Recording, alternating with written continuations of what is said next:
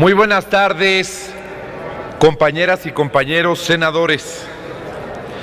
Vengo a nombre de la Comisión de Seguridad Pública a presentarles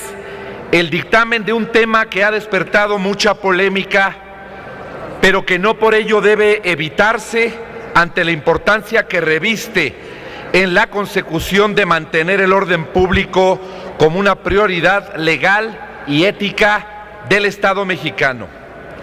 Hoy las Comisiones Unidas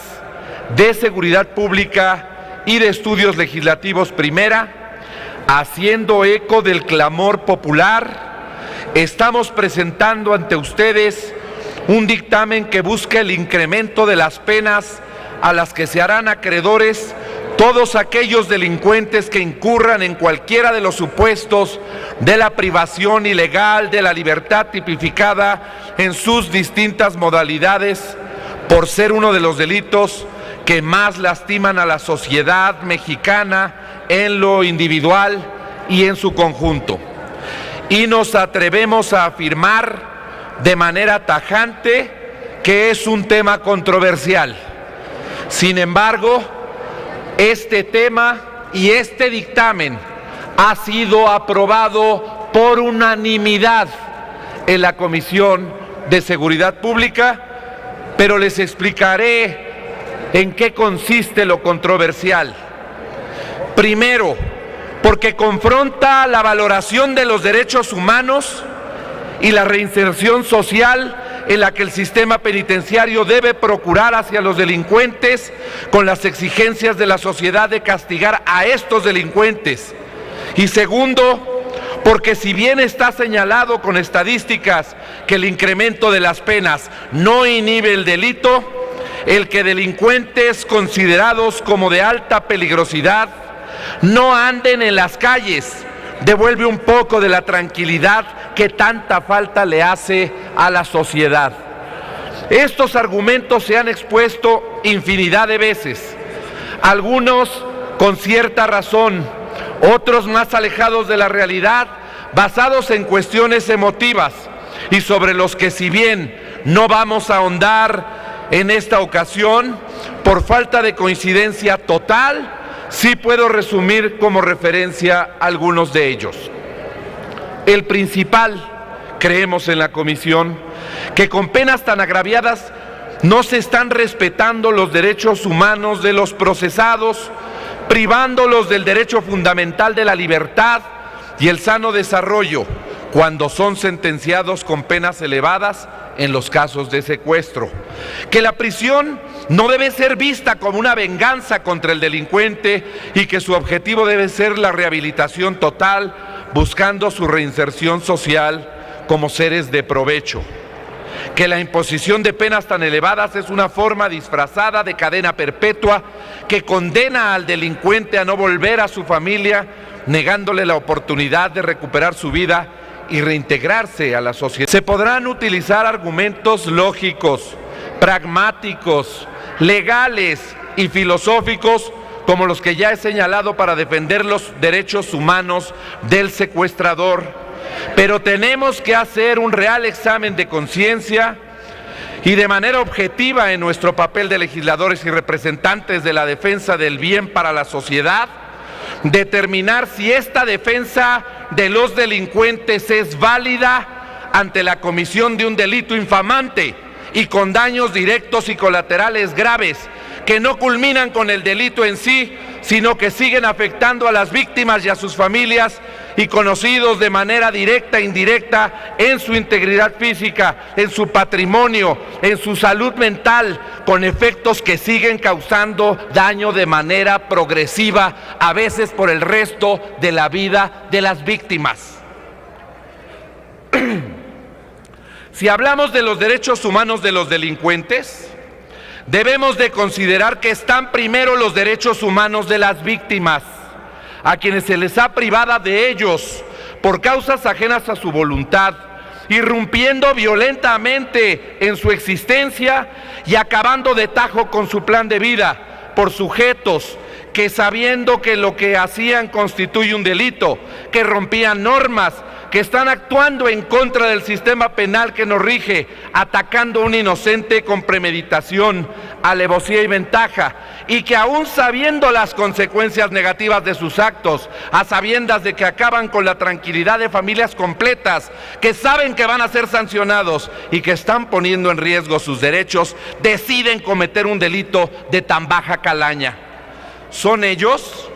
quienes decidieron poner en riesgo sus derechos y afectaron a personas que ni por un momento se imaginaron que iban a vivir el infierno al que fueron sometidos. En ninguna parte de nuestro sistema penal se contempla la imposición de penas como una venganza por parte del Estado, por lo que una afirmación de tal envergadura sería tendenciosa e infundada. La imposición de penas es un castigo contemplado por la violación de normas penales y si bien durante su cumplimiento se deben buscar la reinserción social del delincuente, este debe ser proporcional al daño causado y nadie, absolutamente nadie, mucho menos quienes han sido víctimas del delito o tienen personas cercanas que lo han sufrido, podría negar que el daño que causan con el secuestro deja secuelas graves para toda la vida.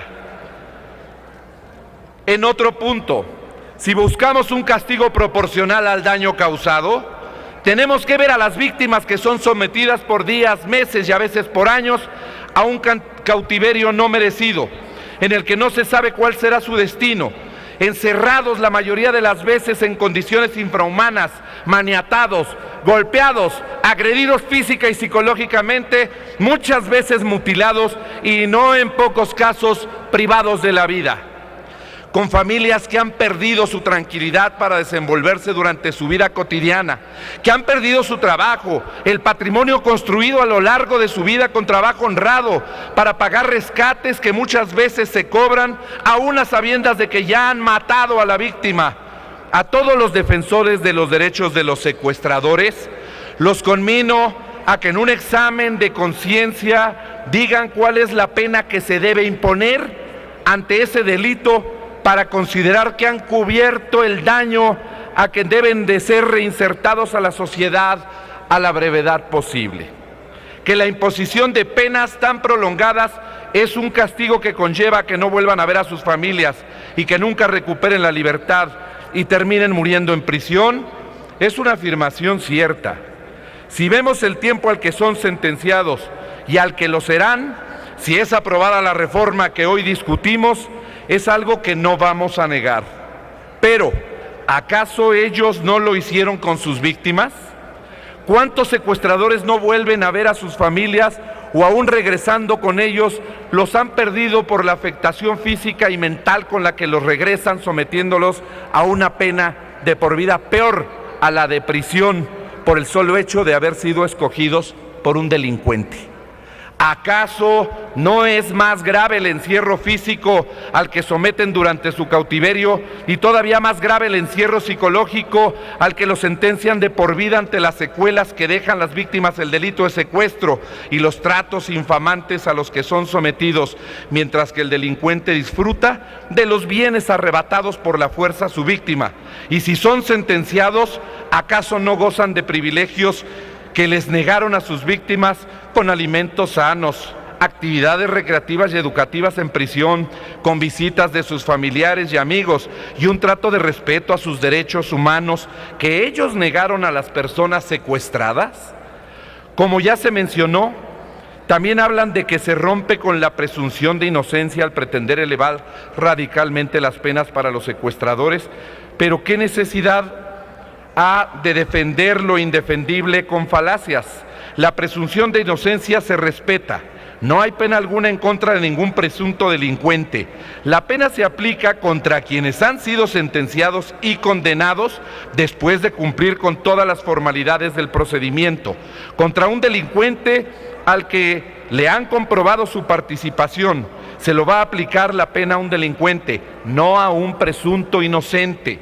Podría presentar una larga lista de estadísticas que se presentan a lo largo y ancho de todo el país en cada una de las entidades federativas, pero considero que es ocioso todos lo conocemos, han sido presentados por instancias gubernamentales, facultadas para ello, como el INEGI, el Secretariado Ejecutivo del Sistema Nacional de Seguridad Pública. Las instancias locales han sido presentadas por organizaciones de la sociedad civil, por los medios de comunicación, están al alcance de todos, por cualquier medio que se imagine, y en todas hay una conclusión aterradora: el delito del secuestro se ha incrementado más allá de lo deseable, y de una manera aterradora. Cada vez es más violento, cada vez son más las personas secuestradas que son mutiladas o privadas de su libertad. Con el incremento de penas, no estamos hablando de venganza, de no respetar los derechos de los delincuentes. Estamos mandando un mensaje claro a los criminales de que sus delitos no deben quedar impunes y que no podrán evadir la acción de la justicia por escollos legales que también manejan cuando los encuentran. Estamos mandando el mensaje a la sociedad de que nos preocupa la inseguridad en que viven y de que haremos lo que esté a nuestro alcance para regresarles la tranquilidad y preservar el orden público. Estamos sobre todo protegiendo el bien que debe de prevalecer en la confrontación de derechos, que es el bien de los ciudadanos honestos, de los ciudadanos honrados. Estamos tratando de defender por encima de todos los derechos que deben tener las víctimas de este delito. Esperando su comprensión al dictamen, sabiendo lo controvertido que es, quiero pedirles emitan su voto a favor, haciendo un examen de conciencia más allá de banderas partidistas, y pongan por encima de cualquier cosa el bien de los ciudadanos y el bien de los gobernados, los cuales nos eligieron para representarlos en este Senado. Lo dije de inicio y cierro con lo mismo. Por favor, es un tema verdaderamente controvertido, pero creo que entre la defensa de los derechos de los delincuentes y la defensa de los derechos de los ciudadanos y de las víctimas, nos debemos quedar con los segundos. Por su apoyo, muchísimas gracias.